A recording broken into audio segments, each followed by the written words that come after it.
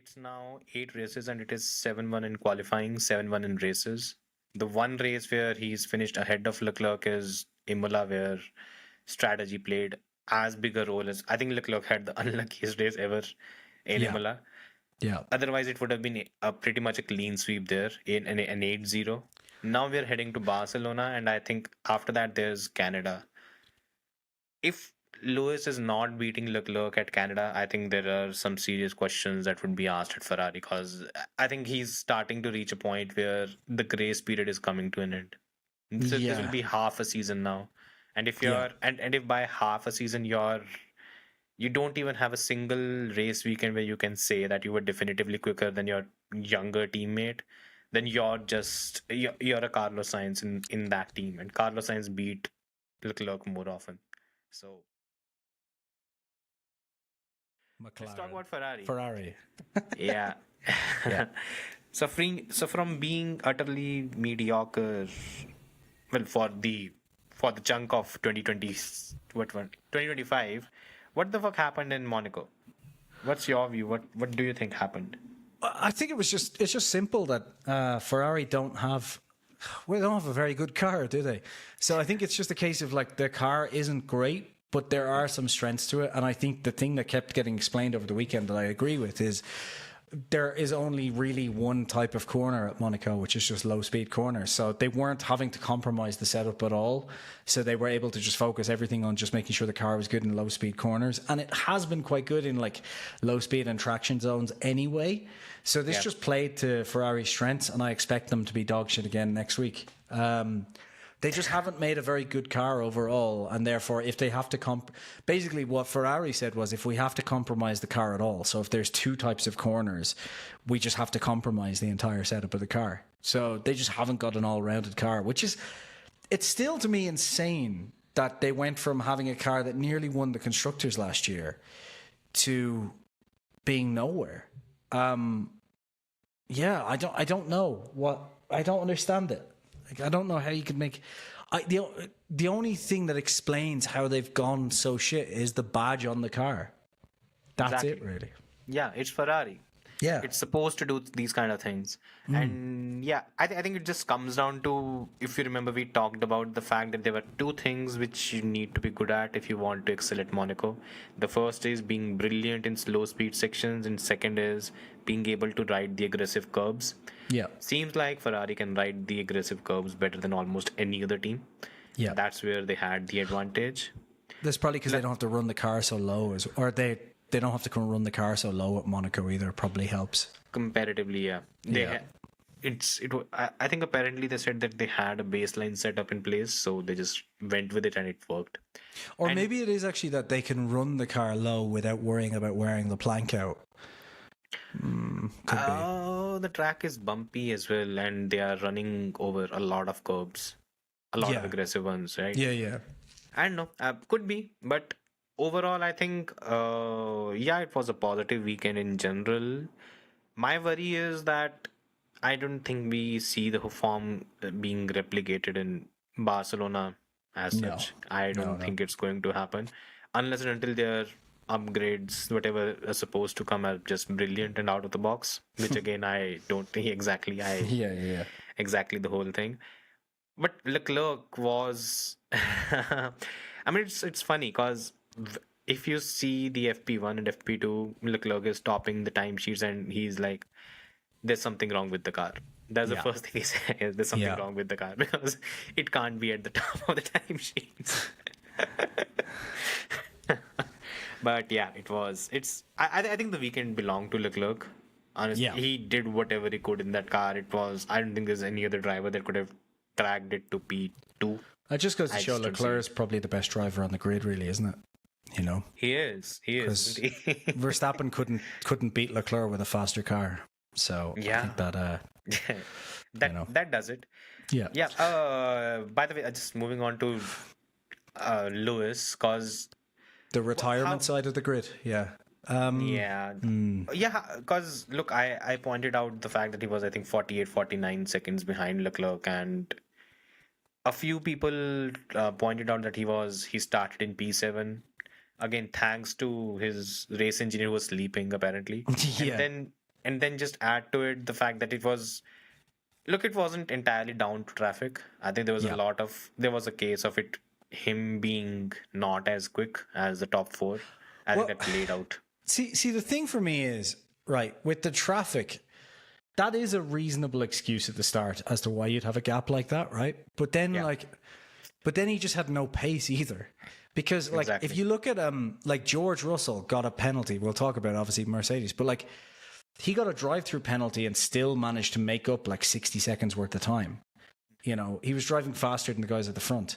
So, you know, at the end of the day, Leclerc was properly pressuring Lando, obviously until Max went away, and then Lando just basically flung off down the road, Yeah. which shows how much Max was really playing that game and hoping for a safety car, which you love to see. It was amazing. But yeah, I don't know. He just didn't seem to have any pace in the car whatsoever. You know, like so as soon as he got in free air, he just couldn't do anything with it.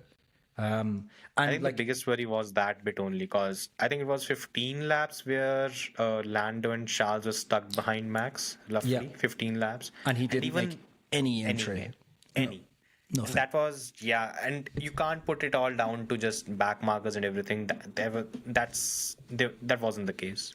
It just Max was wasn't properly backing up Lando, and that time gap just wasn't coming down. And at all. you know, it's not like he needed to manage tires or anything. So it's just, it's bizarre to me that he wasn't able to push. Like, okay, pushing up a 50-second gap, fine, but it should have been closer. Like he should have been able to get that down. You know, Yeah. very very quickly. So It's, by the way, it's now 8 races and it is 7-1 in qualifying, 7-1 in races.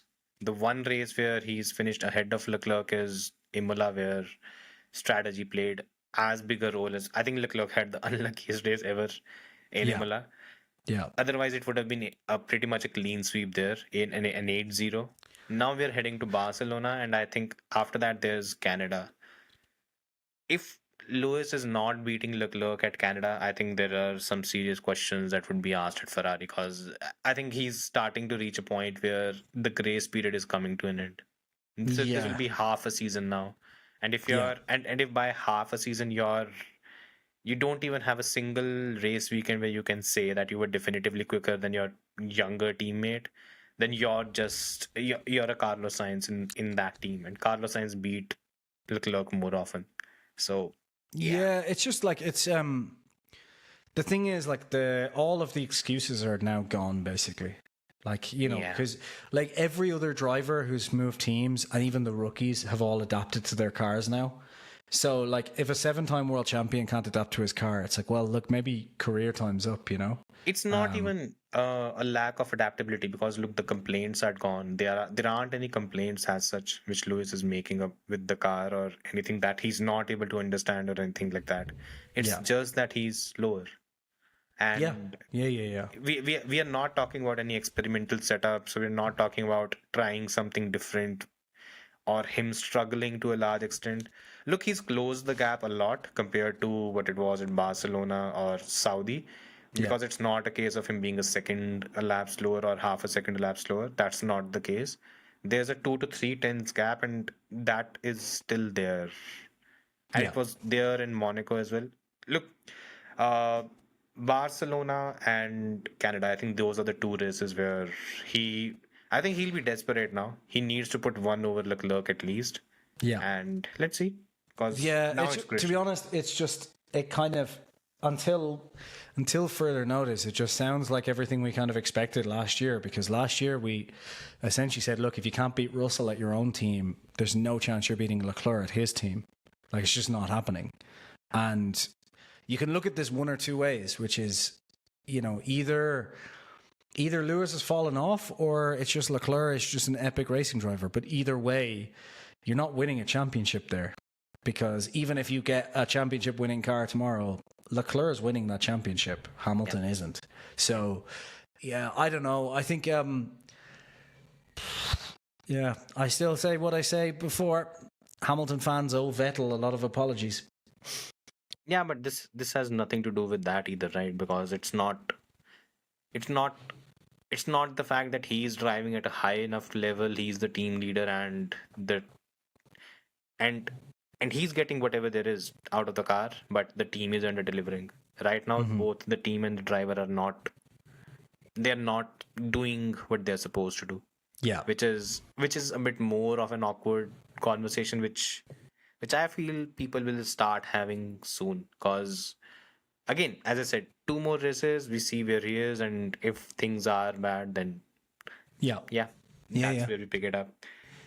The whole thing you Yeah. saw with the race with the race engineer after the, I think it was, Are you mad at me? yeah. Yeah. I think it's been made. I think too much has been made of it, and every, yeah, even honestly, honest confession, even we've milked it quite a bit. And I saw the race and Autosport write articles about that. There's one issue, and one issue that I think everyone needs to be very very careful of. Lewis is not the only one who is at a new team, and Lewis is not the only one who has a new race engineer, Yeah. and but he's also the one who's at Ferrari. So then that tax cannot be ignored. Yeah. It's maybe there's too much of a spotlight on him, but things are not as comfortable as I think a lot of people would have hoped. Yeah. I just look. I think this is just was inevitable because one, it's Ferrari, and two, I'm sorry, but I just don't think Ferrari are getting the best Lewis Hamilton. And I think. I don't know. I think he should have just called it a day probably after 2022 Mercedes. How do you think the best Lewis Hamilton would have done right now?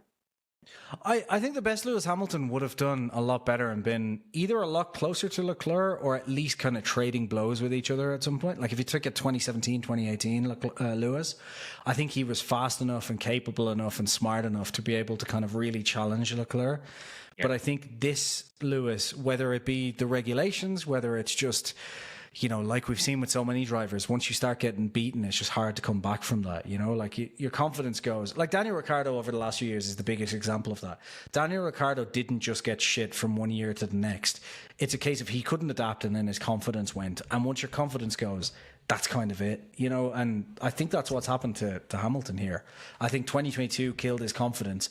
He got a little bit of it back in 2023, but by that point, George kind of is at a level to make it hard for him to really regain that.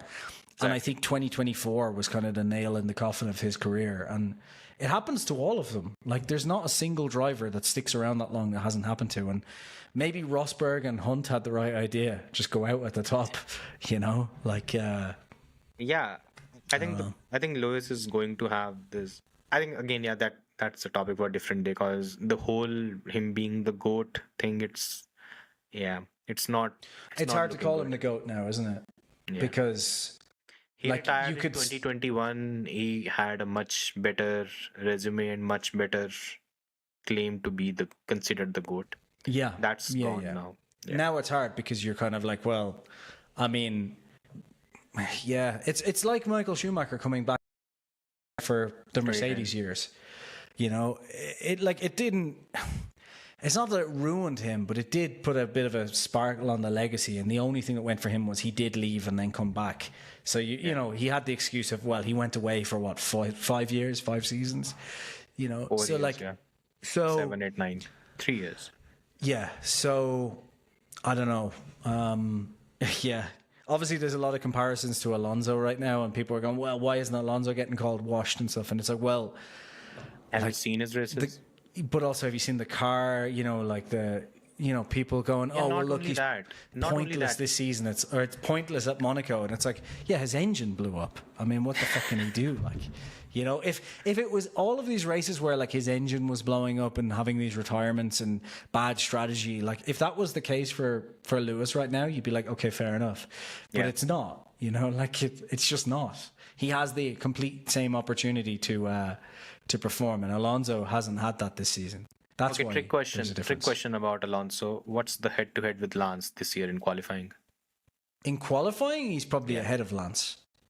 By how much? Give a number. There have been 8 races. 6-2. 8-0. Okay. Well, there you go. Yeah. And that should settle the debate.